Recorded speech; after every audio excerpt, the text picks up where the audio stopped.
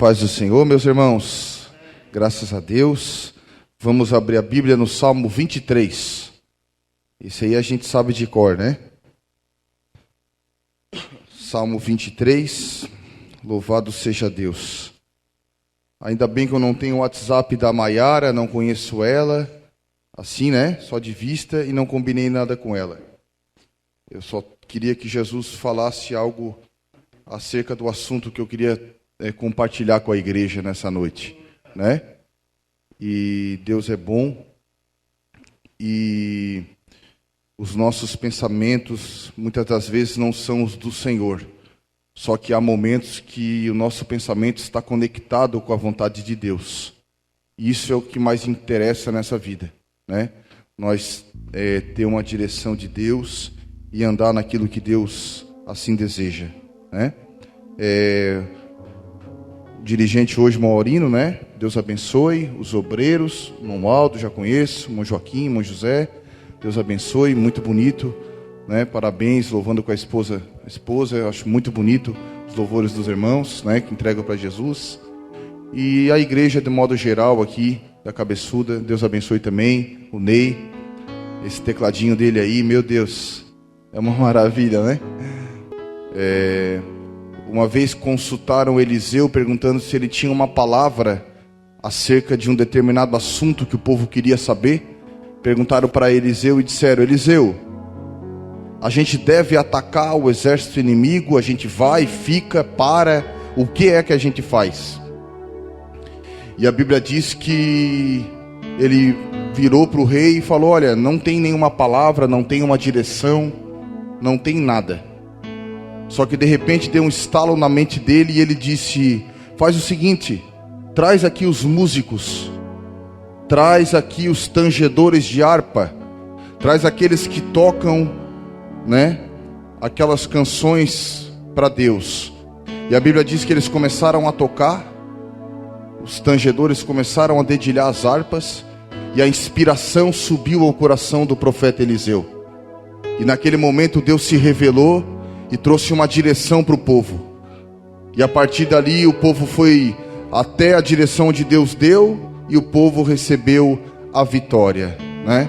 Assim é nas nossas vidas, né? A partir do momento que a gente fizer algo na direção do Senhor, na vontade de Deus, né, a gente vai ter a vitória. Amém, meus irmãos? Eu vou ler só o primeiro pedacinho do Salmo 23, nem é o primeiro, é só essas 3 palavras aqui. Davi escreveu esse salmo e disse o seguinte: o Senhor é. Isso que nós vamos ler. O Senhor é. Depois ele continua dizendo que ele é o pastor dele, que ele vai estar com ele no vale da sombra e da morte, e por fim ele acaba dizendo que, né, Deus é aquele que estará com ele nos dias mais difíceis de angústia, de dificuldade. Então a palavra que eu quero ler para os irmãos é essa: o Senhor é. Amém? Pode sentar e nós vamos passear com esse homem que teve uma caminhada com Deus interessante. Davi era alguém que sabia quem era o Senhor, e saber quem é o Senhor é algo que pode definir o nosso futuro, pode definir o nosso amanhã. Saber quem é o Senhor é um divisor de águas na vida de um cidadão, de uma pessoa, de uma mulher, de quem quer que seja. O conhecimento acerca da pessoa de Deus é algo que muda o ser humano, é algo que transforma, como o irmão Aurino falou, a ponto de a pessoa ficar irreconhecível, porque o que ela agora sabe é manifesto quando ela se comunica com os demais, é manifesto quando ela está dentro de estabelecimentos comerciais, é manifesto quando ela está na universidade, na escola, no trabalho, aonde ela estiver. Não apenas pela roupa e pela vestimenta, que nós somos a Assembleia de Deus e somos adeptos de uso e costume, mas muito mais que isso, na prática, no proceder. Uma vez perguntaram para Martinho Lutero e disseram para ele, um sapateiro perguntou para ele e disse: olha, como que eu devo fazer para que o meu trabalho exalte o nome do Senhor e as pessoas saibam assim que Deus é na minha vida? A história conta que Lutero respondeu para o sapateiro e disse: rapaz, faça bons sapatos. Como assim? Tudo o que nós fizer na nossa vida com excelência, com zelo, com cuidado, com carinho, tudo que nós fizer diferente da média, as pessoas irão perceber que nós temos algo de bom na nossa vida. Um pedreiro, quando ele aplica o conhecimento que Deus deu para ele, levantando uma parede, colocando os tijolos em alinhamento, rebocando, salpicando, e depois ele fazendo, antes disso, fazendo toda a ferragem, a parte estrutural de uma construção, as pessoas olham para ele e percebem: nossa, a mão de obra dessa pessoa é diferente, é uma mão de obra qualificada, é difícil achar isso no mercado, ele é uma pessoa diferente. Um pescador que trabalha pescando todos os dias em alto mar ou aqui na lagoa mesmo, e faz o seu trabalho com cuidado, com zelo, no cuidado das redes, no cuidado dos peixes, dos frutos do mar que ele apanha. As pessoas olham para ele e o trabalho dele exalta o Senhor. Aquela costureira que trabalha na sua casa, fazendo costuras para dentro do seu próprio bairro, quando ela faz aquilo com amor, com carinho, com excelência, o trabalho dela exalta o nome do Senhor. O Evangelho é muito mais do que viver dentro das quatro paredes. O Evangelho é muito mais do que eu assumir esse púlpito e pregar.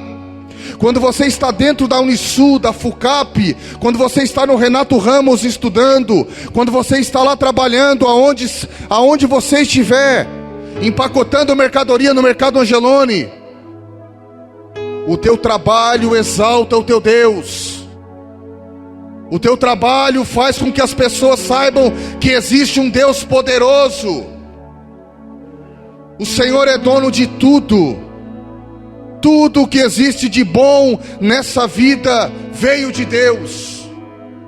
Uma pintura que a gente olhar num quadro, que o pintor teve uma inspiração, foi Deus que deu para ele aquele talento, veio do Senhor, não foi o diabo que deu, porque o diabo não pode fazer nada que é bom. Uma música bem composta, produzida, vem de Deus. Uma roupa bem feita, que o alfaiate constrói com carinho, com zelo, e com toda a cuidado ele procura um formato que atenda o cliente dele, manifesta a presença de Deus. A presença de Deus é muito mais no falar, no proceder, é muito mais que isso. E Davi sabia quem era Jesus, ele sabia quem era Deus. O relacionamento com Deus é construído com o tempo.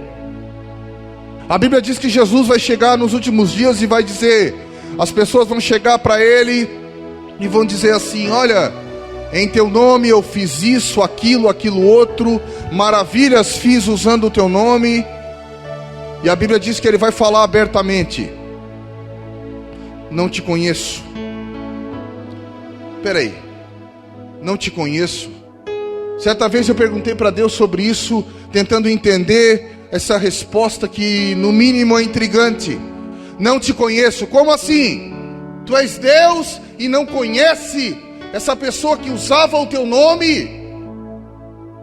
Irmão, entenda uma coisa: quando a Bíblia está falando de conhecer, a Bíblia está falando de intimidade. Porque a Bíblia diz, quando ela fala que Abraão conheceu a Sara, ou seja, os dois tiveram intimidade. Jesus está dizendo para essas pessoas, no capítulo 7 de Mateus, ele está dizendo: olha, vocês usavam o poder que há no meu nome, porém nós não tinha relacionamento, nós não tinha intimidade, nós não tinha algo, nós não se conhecia de fato e de verdade. Porque o poder que há no nome de Jesus, o dínamo que há no nome, muitos têm usado e muitos podem usar. Só que o azeite na botija, o relacionamento, aquela construção, aquele altar batumado de azeite, isso não acontece da noite para o dia. Esse azeite da botija, Jesus falou que a gente só recebe ele num lugar específico da nossa residência. Jesus disse: olha, vocês querem ter intimidade comigo? Vocês dentro da casa de vocês, vocês têm um lugar que vocês chamam de quarto.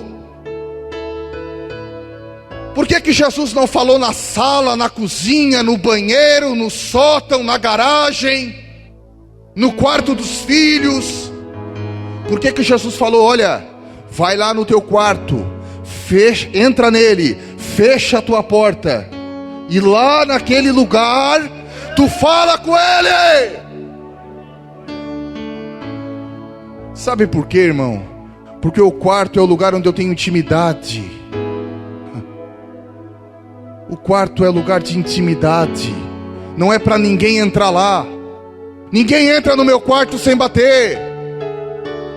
O quarto é o lugar onde eu fico com a minha esposa.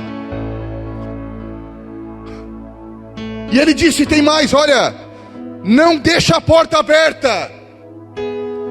Não é para ninguém ouvir a nossa conversa. Tu entra no quarto e fecha a porta, e lá tu rasga o teu coração. Lá tu arrebenta lá tu tira as máscaras. Lá tu não precisa usar máscara. Lá tu abre o teu coração, que nesse lugar de intimidade, eu visito a tua alma, eu visito a tua casa, eu visito o teu corpo, eu mudo o teu pensamento, eu mudo a tua direção, eu mudo aquele projeto que tu queria colocar em execução na segunda-feira. Lá no quarto, nesse lugar de intimidade, eu te mostro que tu deve tomar outra decisão. Uma oração pode mudar o curso da história. Uma palavra pode mudar uma decisão errada. Davi é esse homem que conhece a Deus, que caminha com Deus, que cuida das ovelhas do Pai, mas tem relacionamento com o Senhor. E a primeira coisa que eu aprendo com Davi, no Salmo 6, ele diz, 6:6: todos os dias eu faço a minha cama encharcar de lágrimas. Eu, a ponto de eu ter que nadar na minha cama. A minha cama fica tomada das minhas lágrimas, porque todos os dias, nas noites, eu te procuro. E a minha cama fica encharcada de tanto que eu choro na tua presença.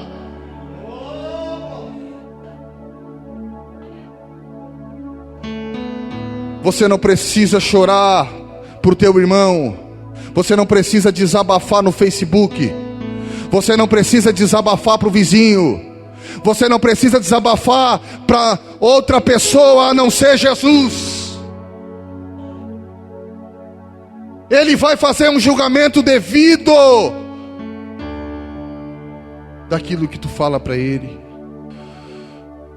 Aleluia, sem preconceito, sem julgamentos, sem dedo na cara.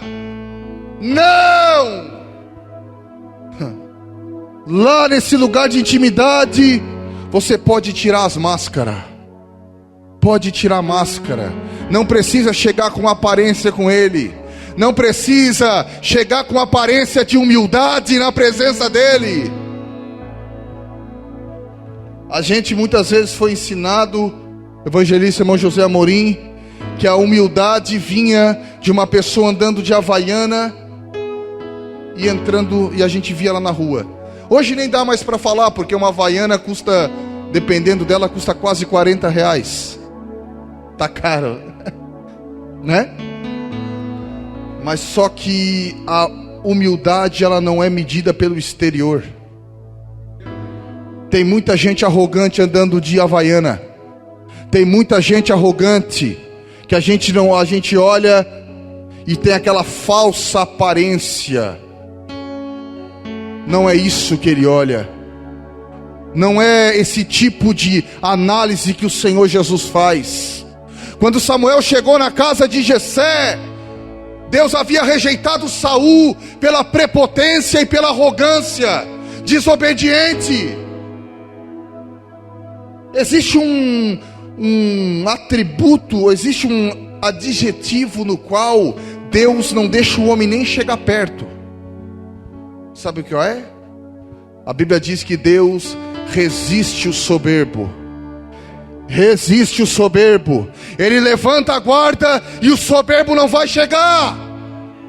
Ele vai tentar bater na porta, Deus vai fingir que não escuta, porque ele vai vir com arrogância e prepotência. E a Bíblia diz que Deus rejeitou Saul, a ponto de Samuel, ainda pela ligação que ele tinha e o compromisso de consciência que tinha com Saul, ele ainda tentou orar ainda, continuou orando, e Deus disse: por que tu insiste nesse homem, se eu já o rejeitei? E a Bíblia diz que então Deus manda ele ungir um rei agora que ele escolhe. Ele chega na casa de Jessé, os filhos de Jessé se apresentam, e aqui está o que eu falei: a aparência de humildade. A Bíblia diz que os filhos se apresentam, Samuel no seu coração. Samuel diz: provavelmente é esse. Provavelmente é esse. O escolhido é esse. Ele se referia a Eliabe. Só que Samuel era uma pessoa que já tinha ouvido a voz de Deus. Lá na casa de Eli, novinho, Deus chamou ele 3 vezes e ele já tinha ouvido a voz de Deus. Depois que você ouve a voz de Deus uma vez, você nunca mais é o mesmo. Não precisa ele ficar repetindo, irmão Ney. Ei, foi. Não, peraí, opa.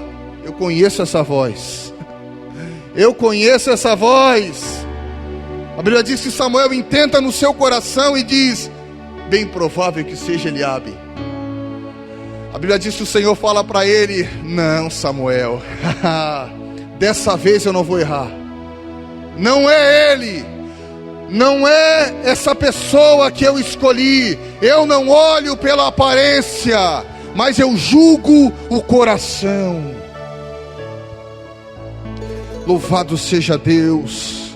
Louvado seja Deus que é assim. Graças a Deus que é desse jeito. Ele não julga a conta bancária,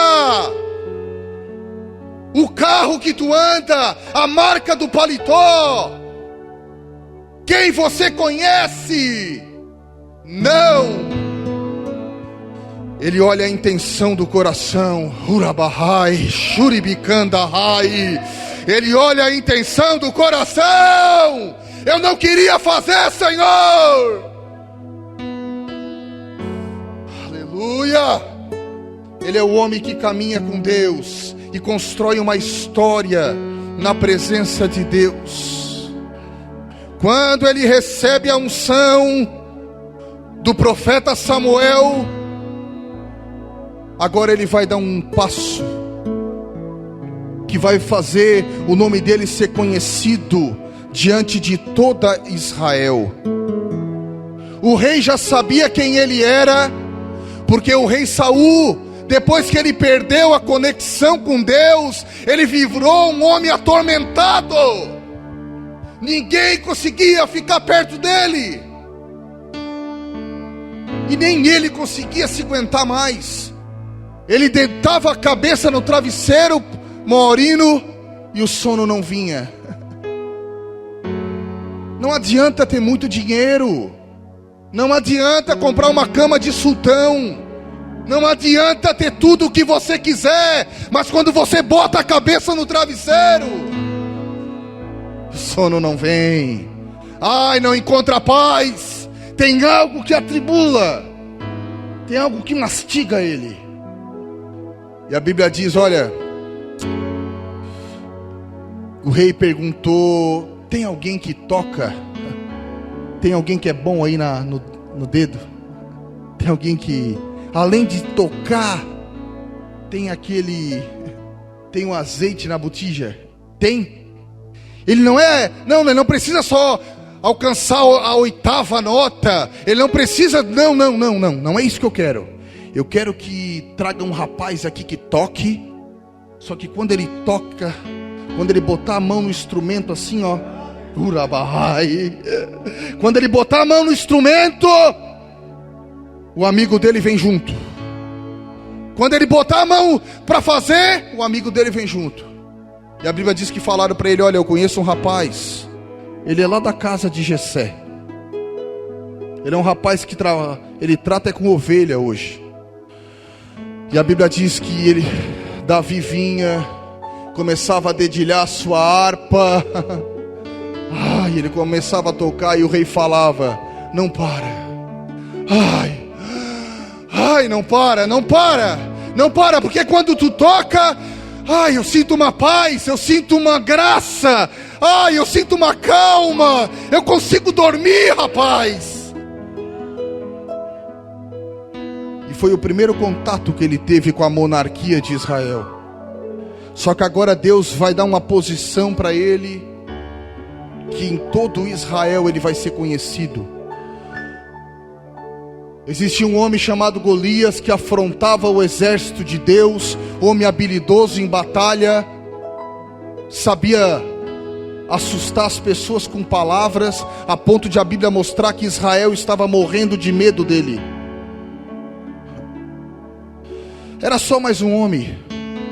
Foi o que Jesus falou, vocês não devem temer aquele que pode matar, tirar essa vida. Isso de nada serve, isso é passageiro. Mas vocês têm que ter medo daquele que pode fazer isso e jogar vocês no lago de fogo e enxofre. Esse vocês têm que ter medo. Mas o homem, as ameaças do homem, o que o homem pode fazer ou não pode, isso não pode interferir a nossa vida de fato e de verdade, porque nós somos guardados pelo Todo-Poderoso. Não adianta, Davi falou, não adianta ter uma casa rodeada de câmera, monitoramento, os melhores soldados e guardas. Davi falou que se o Senhor não guardar a casa, em vão vigia o sentinela. Pode ter, pode fazer o que for, pode ser o melhor, mas se ele não tiver, foi o que Moisés falou. Vai, Moisés, vai e fala. Ah, Senhor, eu até vou, mas se tu não for comigo, eu não quero, sozinho não, só se tu vir comigo de mão dada. Deus, fala para ele, irmão, Deus, não deixa eu assumir esse novo projeto sozinho. Deus, eu comecei nessa empreitada agora, não me deixa sozinho, Senhor. De nada adianta a prosperidade, a estabilidade financeira, se Jesus não estiver na casa. De nada adianta o dinheiro se Jesus não está na casa. É melhor morar numa choupana com ele. Saul é um homem atribulado, que conhece um jovem que tem a graça de Deus. Quando o jovem toca, o rei se acalma. E agora O jovem vai ganhar uma nova posição diante de todo Israel, ao soldado Golias afrontando o povo de Deus. E a Bíblia diz que Davi demonstra em quem ele confia. Davi vira para Golias, nós vamos encurtar a história, nós vamos encurtar aqui. Mas Davi vira para Golias e diz: tu vens a mim com espada, com escudo, com lança, com conhecimento de guerra. Eu vou contra ti, aleluia. Eu vou contra ti em nome do Senhor dos exércitos. Tu não tens afrontado a minha família e a minha casa. Tu tens blasfemado do nome do Senhor. E é hoje que o Senhor vai te envergonhar e tu vai cair por terra. Conhecimento é poder, irmão. Depois que você ganhar, ninguém mais se tira. Não ocupa espaço. Quanto mais você estuda essa palavra, mais você quer mergulhar nela. Quanto mais você mergulha nas páginas deste livro, mais você quer mastigar ele. A Bíblia revolucionou esse mundo, irmão. As melhores universidades surgiram a partir daqui. Foram cristãos que fundaram as melhores universidades do mundo: Harvard, Oxford, Princeton. As melhores faculdades do mundo foram os cristãos que fundaram através da influência do Evangelho. Não é tempo de nós ficar dentro das quatro paredes. Nós vamos invadir as universidades, nós vamos invadir as empresas. Como, irmão? Com tanque de guerra? Não. Nós vamos fazer que nem o Maurino falou quando tinha a empresa dele de vendas, lá no bar da irmã Fátima, quando ele ia lá negociar suas mercadorias, e sempre que tinha oportunidade falava do poder da palavra de Jesus. Foi assim que o irmão me contou, não foi? E hoje a irmã está lá servindo a Deus. A semente é poderosa por si só. Não te preocupa como que tu vai apresentar as qualidades da semente. Apenas joga a semente, lança a semente, esquece os rótulos e fala quem Jesus é. Fala quem Jesus é. Diz para o povo, diz para aquela pessoa: eu conheço a Jesus. Oh, louvado seja o nome do Senhor. Davi é uma pessoa que demonstra. Em 2 Samuel, no capítulo 12, 21, eu ainda escrevi aqui, ele é alguém que demonstra maturidade espiritual. Ele havia cometido adultério. Natã mostra para ele o que ele fez, e a Bíblia diz que o Senhor agora coloca a mão naquela criança e deixa ela enferma. Betseba está grávida. Davi recém tinha cometido o adultério. Betseba está grávida. E a Bíblia diz que o bebê está enfermo. E a Bíblia diz que o rei está abatido. Ele não come, ele não bebe, ele está vestido de pano de saco, trancado no seu quarto real. E a Bíblia diz que ele percebe que os amigos dele, os soldados dele estão cochichando.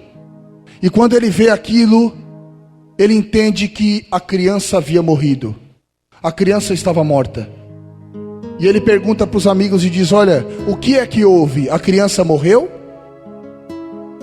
E os amigos haviam falado antes: olha, nós não vamos falar para ele isso, porque enquanto a criança estava viva, enferma, mas viva, ele não comia e não se alimentava. Agora como é que nós vamos dizer que a criança está morta?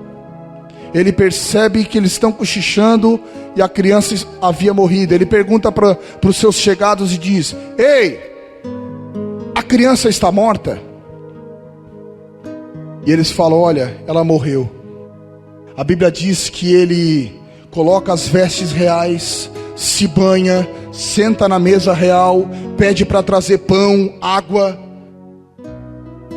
Os soldados olham para ele e dizem: o que foi isso que tu fizeste, homem? Enquanto a criança estava doente, tu não comia, não bebia, estava abatido. Agora que a criança morre, está morta, tu se alimenta e pede para trazer as roupas reais para ti. Davi responde: olha, enquanto ela ainda estava enferma, ainda existia uma esperança.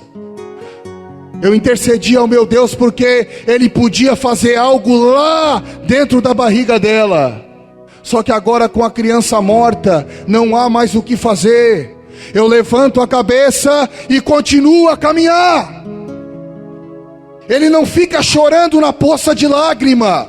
Ele não fica se automutilando e numa lamúria, porque Deus dá uma sentença para ele e leva a criança. Não, ele lava o rosto, coloca as vestes reais, se levanta da poça de lágrima e continua a caminhar.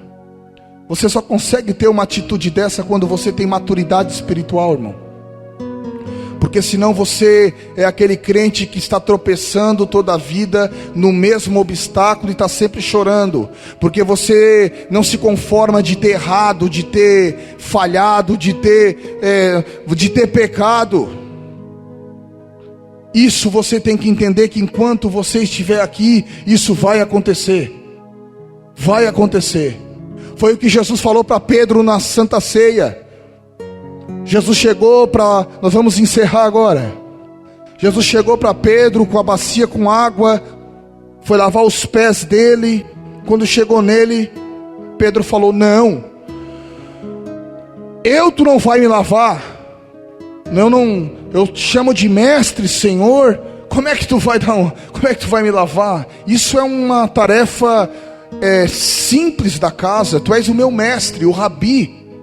Jesus falou: Pedro, se eu não te lavar, tu não tens parte comigo. E a Bíblia diz que Pedro falou: não, tudo bem, mas então dá um banho completo, lava tudo. Pedro falou para Jesus, está lá na Santa Ceia. Jesus olha para ele e diz: Pedro, tu não precisa de um banho completo, porque tu já estás limpo pela palavra que tu tens ouvido. Sabe o que eu aprendo com isso, irmão? Nós já estamos limpos pela palavra que nós temos ouvido. Porém, o processo de santificação é todo dia. Você tem que todo dia lavar os pés e as mãos na bacia de sangue. Todo dia você tem que pedir misericórdia. Todo dia nós somos santos por causa de Jesus, mas todo dia nós pecamos, todo dia nós erramos, todo dia nós precisamos pedir misericórdia, todo dia nós precisamos pedir: Jesus, hoje foi mais um dia e eu errei de novo, me perdoa.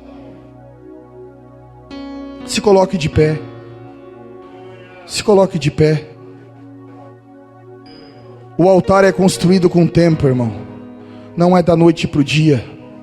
As coisas não acontecem da noite para o dia. Davi é um homem que entende no final da sua vida o que é mais importante de tudo. E no Salmo 51 ele diz: Senhor, não me lances fora da tua presença, e nem retires de mim o teu Espírito Santo. O Salmo 51, ele escreve essa canção após ter recebido a notícia de Natã. Irmão, eu que não tenho quase nada nessa vida, eu dizer isso, de repente não soaria tão, significante para o meu Senhor. Mas nós estamos falando de um rei. Davi é milionário, tem tudo que ele quiser, pode comprar o que ele quiser. Mas ele diz para o Senhor: Senhor, tudo que eu tenho, perto de estar contigo, não é nada.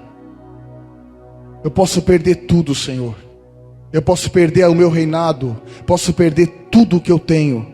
Eu só não quero que tu me lances fora da tua presença. Eu não quero que tu retires de mim o teu Espírito Santo. Eu quero sentir esse fogo dentro do meu coração todos os dias. Eu quero sentir essa chama arder dentro do meu coração todos os dias, Senhor. Eu quero continuar, Senhor, quando eu leio a tua palavra, Senhor, eu quero continuar ouvindo a tua voz. Senhor, eu quero, quando eu estiver lendo a Tua palavra, eu quero continuar tendo a capacidade de derramar lágrimas na Tua presença. Não, Senhor, não é o tempo passado que era bom, que foi tão bom, que a igreja esfriou, não. Jesus continua sendo a mesma pessoa, o mesmo indivíduo. Ele está aqui nesse lugar. Ele está aí dentro de você, irmão, dentro do teu coração. Eu vou pedir para a Tanara louvar um hino, a irmã, ou as duas, eu não sei, e nós vamos orar com a igreja. As irmãs vão orar, vão louvar a Deus, e nós vamos engrandecer o Senhor Jesus com uma oração pela vida dos irmãos. Você que deseja uma oração, que tem uma enfermidade, né? Fica aqui desse lado aqui, ó, para a gente orar, irmãos. Você pode receber hoje o teu milagre.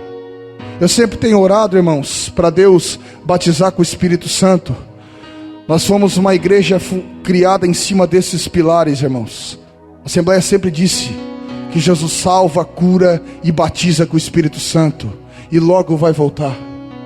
Você que tem o desejo, irmão, de receber o batismo com o Espírito Santo, que o teu coração está queimando nessa noite, vem aqui desse lado aqui, irmão. Eu não vou chacoalhar a tua cabeça, eu não vou empurrar você, eu não vou chutar você, eu não vou fazer nada disso. Nós só vamos orar enquanto a irmã louva. A irmã vai louvar e nós vamos orar. Você que deseja uma oração, chegue aqui na frente. Nós vamos ungir os irmãos e vamos orar em nome de Jesus. Feche os teus olhos. Feche os teus olhos e procure Jesus aí, irmão. Procure Jesus aí dentro de ti, dentro do teu coração, irmão.